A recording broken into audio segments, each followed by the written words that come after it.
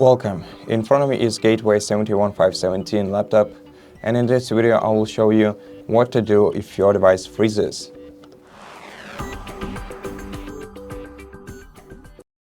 So the first thing that we have to check is whether the device is frozen fully or partially.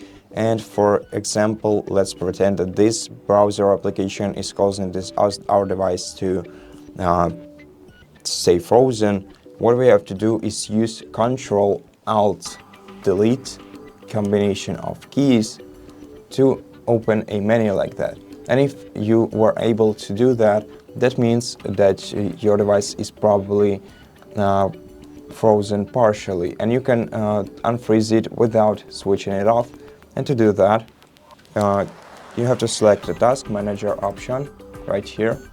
And once the Task Manager option turns on, right-click the application that is causing your device to freeze and select End Task. After that, your device should return to its normal state. Now, if it didn't happen, or if you were unable to open the Task Manager at all, then the only way to unfreeze your PC is to restart it, or rather force restart it. And to do that, all you have to do is press and hold the power key right here until your power indicator goes off. Usually it takes 10 to 15 seconds of holding the power key.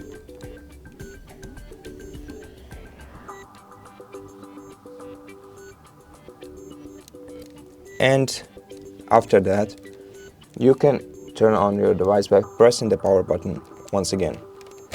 Now, if you were unable to do that, then the only way to unfreeze your device is to remove the charging cable from the charging port and let your device stay like this until it discharges. And after that, you will be able to turn on your device again.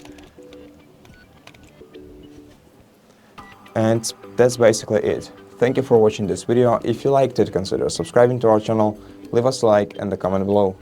And I'll see you in the next one.